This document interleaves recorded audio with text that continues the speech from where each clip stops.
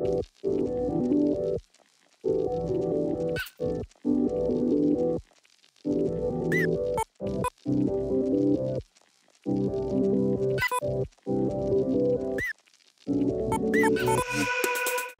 salut à tous, ici JBD Indécent et je suis avec Marc. Salut, ça va? Salut JBD Indécent. Ça Alors, va, la forme? carrément. Ici, on va parler d'un jeu que tu as créé de tes propres mains. C'est Steam Watchers. Alors, est-ce que tu peux nous expliquer un peu le but du jeu? C'est un jeu de stratégie conquête, 2 à 5 joueurs, globalement. Absolument. Jeu de conquête, purement dans la veine d'un jeu de conquête. Donc le plateau, c'est une zone géographique, en l'occurrence l'Europe, découpée en provinces. Donc c'est une Europe dans un futur assez lointain, même très lointain. Une Europe qui a subi coup sur coup une imposante montée des eaux, puis une entrée dans une ère glaciaire assez rude. Ça pose le décor. Ouais, là, ça fait assez mal pour la population humaine. Hein. Ouais, carrément. Donc la survie est vraiment compliquée, très très très compliquée. Il y a 6 peuples qui ont survécu, qui arrivent à survivre dans ces conditions. Et elles arrivent à survivre grâce au réchauffement soudain et très localisé du sous-sol.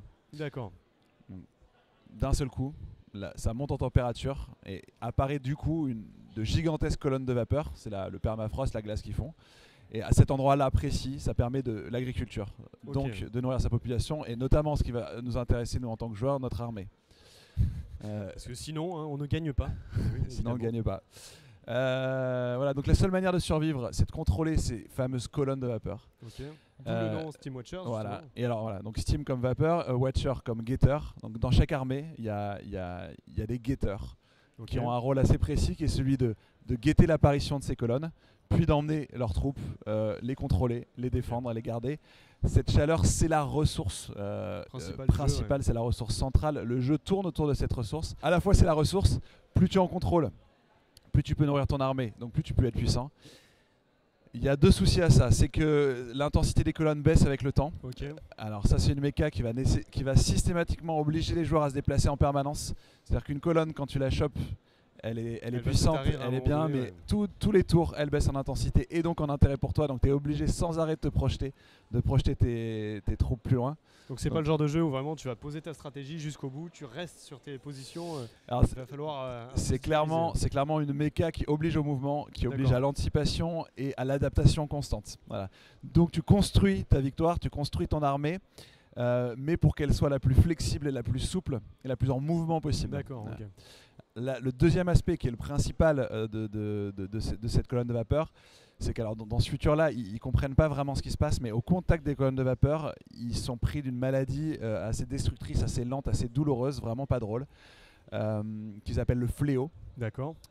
Il y a toute une religion d'ailleurs qui se crée autour de ça pour essayer pour profiter de cette incompréhension de cette source de chaleur qui apporte à la fois la vie mais aussi qui la reprend. Voilà, donc un terreau parfait pour développer un culte, voilà, qui est très présent dans le jeu, qui est très puissant. Nous on sait, en tant que joueur, on le comprend en jouant, en découvrant les trucs, que ce sont nos déchets, les déchets des centrales nucléaires, du nucléaire civil d'aujourd'hui qui ont été enterrés. D'accord, et qui entrent en fusion pour une raison que vous découvrirez dans la campagne, pour le coup, voilà, comment ça se passe. Mais voilà, ce qui se passe par contre toi en tant que joueur, c'est que tes soldats, plus ils sont en présence de ces colonnes, plus ils peuvent grandir, plus ils peuvent manger, mais plus ils sont contaminés, plus ils s'affaiblissent.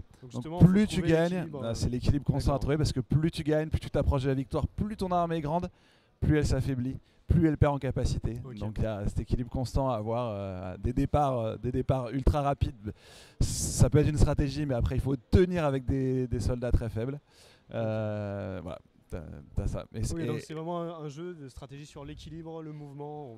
En fait, avec 2 ambitions de départ qui expliquent cette mécanique, c'est l'envie d'un jeu de mouvement, précisément, vraiment, sans stratégie attentiste possible. Ça, c'est bien ça. Et aussi l'envie de gommer l'effet win-win que tu peux facilement avoir dans certains jeux de conquête, qui est plus t'es fort, voilà. Là, clairement, plus t'es fort, plus tu te rapproches de la victoire, plus t'es une cible facile à manger. Donc ça permet notamment des retournements de situation tout au long jusqu'au dernier tour. Donc même un joueur qui est très en difficulté dès le début par les circonstances de jeu, il peut, sortir. Lui il va être le plus fort, il sera peut-être le moins nombreux, il sera peut-être celui qui tient le moins de position, mais au dernier tour, il aura l'armée la plus vigoureuse, exactement. Et donc il a la possibilité de se battre encore pour la victoire jusqu'au dernier tour. Finalement, c'est plus un jeu de tactique que de stratégie. En fait. Oui. C'est vraiment choisir le bon moment. Pour moi, pour bien jouer à ce jeu, c'est double. Tout va se jouer sur les 2 derniers tours. Et il faut construire ça. C'est-à-dire que c'est un jeu de mouvement, de contrôle de territoire. Il faut contrôler les bons territoires pour être très souple dans le mouvement, pour avoir des capacités de projection très rapides pour ces derniers tours qui sont importants. Il y a des moyens de défense à certains endroits, et donc aussi d'arriver à avoir une petite zone où tu as pu protéger quelques intérêts, mais être capable de te projeter très vite. Donc il y a à la fois une construction nécessaire de ta victoire, mais aussi il y a une nécessité de s'adapter en permanence à ce qui se passe. Le jeu est très mouvant. Les colonnes de vapeur qui sont la ressource, elles apparaissent de façon aléatoire à chaque début de tour. Il y a un moyen de contrôle là-dessus avec ces fameux guetteurs, mais pas total. Donc il va falloir quand même s'adapter. Chaque partie va être différente, il va falloir s'adapter, être capable à chaque fois au mouvement des autres joueurs et aussi à cette apparition de colonne qui est la ressource et donc qui est essentielle. Ok.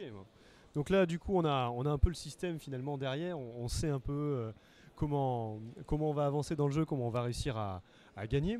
J'ai quand même une question qui va aussi toucher le design du jeu derrière, on appelle ça du frost à peau, donc SteamWatchers. Est-ce que tu peux m'expliquer un peu l'idée derrière le mot? Ouais, alors ça c'est une jolie formule que Leonidas Vesperini, un des cofondateurs de Mythic Games, donc l'éditeur, a trouvé. Et oui, parce qu'on est dans un post-apo, voilà, clairement. Et comme ça se passe dans une ère glaciaire où les peuples luttent contre le froid, c'est arrivé comme ça, frost à peau, ça claque, c'est chic, c'est très bien trouvé, tout simplement. Ça tourne pas mal. C'est le 3 mars 17h. Mars 2020, 17h exactement. 17h précise. Donc soyez prêts. Sur la plateforme Kickstarter. Voilà. Et pour 10 jours. Jusqu'au 13 du coup. 13 donc mars. voilà, foncez vraiment. C'est un super beau jeu, même de manière générale au niveau visuel et au niveau du système. Ça a l'air assez dynamique. On verra ça dans les détails quand il sortira. Carrément. Merci beaucoup pour toutes ces informations. Merci à toi JB. Désolé pour le contre-jour, on a essayé de gérer, mais on a fait comme on a pu. On voulait un peu d'espace pour pouvoir nous exprimer sur ce jeu. Et à très bientôt pour de prochaines interviews. À bientôt. Ciao. Salut.